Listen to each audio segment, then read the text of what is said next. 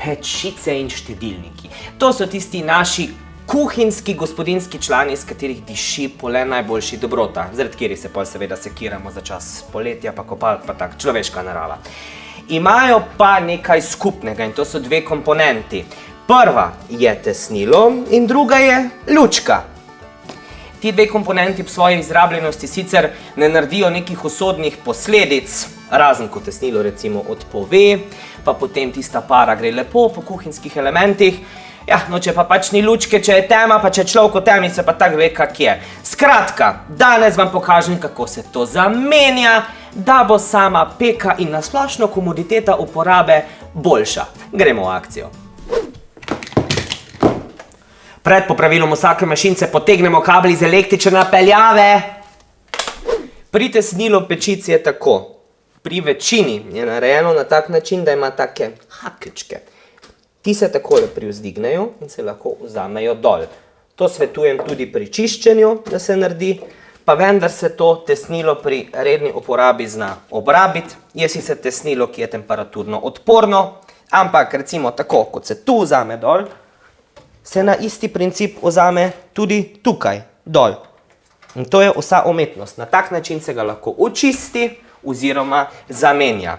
Podobno je tudi pri pečicah s pirolizo, ki pa imajo nekoliko drugačno tesnilo, zaradi tega, ker se pri pirolizi mašina zagreje na 500 stopinj in mora samo tesnilo biti dosti bolj trpežno. Tam je postopek nekoliko drugačen, saj je potrebno tisto tesnilo tako s prsti, pic po pic, ustavljati noter v zarezo. Zdaj pa gremo mi to očistiti. Tako, očiščeno tesnilo, oziroma vkolikor je tesnilo dotrajano, novo tesnilo, se potem pogleda, kako se ga da gora, je vedno pravokotno, da ne bo kdo kontra obračal. Pa tudi ponavadi je tako, da ta šiv, kjer je to skupaj v bistvu zlepljeno, je vedno spodaj. Ponavadi je vedno tako bilo. Pa se da tako, tile uhlčki se na eni strani zahakljajo, upnejo, in na drugi strani, to je narahlo pod napetostjo, in se na spodnji strani isto ponovi. Tako. Včasih se bo tudi zgodilo, da bo na katerem tesnilo katero od teh železnih haklčkov odpovedal in potem bo to tako visel. In v tem primeru potem izhaja para ven, ker vrata ne tesnijo dober in res vam povem, smo živeli kuhne, ko je to fajn vse okoli pečice zacvetel. Da ne rečem, kak je menjava lesejnih delov draga. Tako, zdaj gremo pa na menjavo lučke. Zdaj pri menjavi lučke je tako, sploh če jo menjujemo na kakem starejšem štedilniku, zgleda vse enostavno, pa vendar se lahko zakomplicira. Namreč, lučka, ta, ki je narejena prav za pečice, ima vedno tako stekleno varovalo, zgleda tako en zelo miniaturn glas za vlaganje in to se potem takole na navoju od peke, od pare, od čistilo čiščenja vse skupaj nabere in je ta del zelo težko odviti.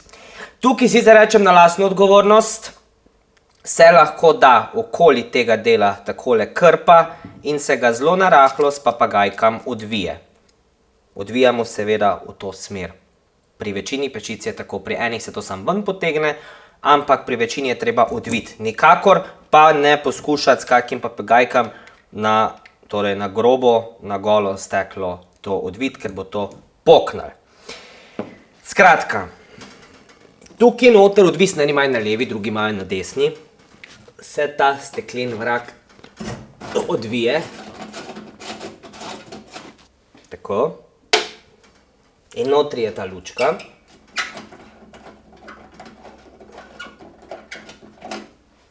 Tako. In to je specialna žarnica. Če boste videli noter navadno takole majhno žarnico za kako solno lučko ali pa kaj, mislim, lahko jo, sam bo po prvi peki crknala. To so posebne žarnice za uporabo v pečicah, ki zdržijo nekje do 350 stopinj, a ravno zaradi tega so tudi polnjene z drugim plinom, zato bo takšna žarnica prenesla temperature peke.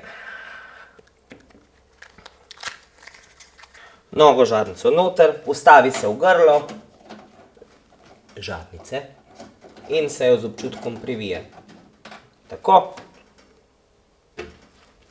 Potem se stekleni pokrov vrne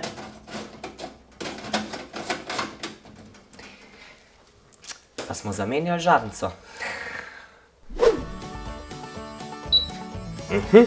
No, samo dihtik pečica in osvetljena pečica je dobra pečica. Ne si pustiti biti šlampast pri takih stvareh. Sicer pa tesnilo pa lučko na pečici zamenjati. Itak, da se da. Se vam je dopadel video, ne?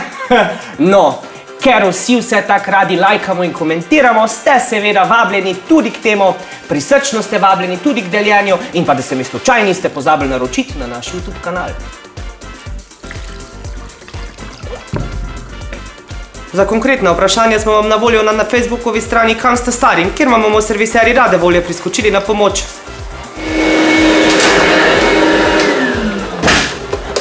Če se vam kje zalomi in prije teta panika na obisk, hitro skočite na našo spletno stran www.zeus.si, kjer najdete seznam ta dobrih serviserjev v Sloveniji.